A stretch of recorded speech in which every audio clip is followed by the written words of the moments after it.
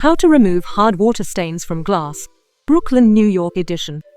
Hard water stains can make your glass surfaces look dull, especially in busy Brooklyn, New York homes. Here's how you can remove those stubborn spots quickly and easily with everyday items. 1. Gather your supplies. You'll need white vinegar, baking soda, a spray bottle, a microfiber cloth, and an old toothbrush. 2. Prepare the solution. Mix equal parts of white vinegar and water in a spray bottle. Vinegar's acidity helps break down mineral deposits that cause hard water stains. 3. Spray the affected area. Generously spray the solution onto the stained glass surface. Let it sit for about 5 to 10 minutes to dissolve the buildup. 4. Scrub gently. Use an old toothbrush or a soft cloth to scrub the stains gently. For extra stubborn spots, sprinkle baking soda on the stains before scrubbing. 5. Rinse and dry.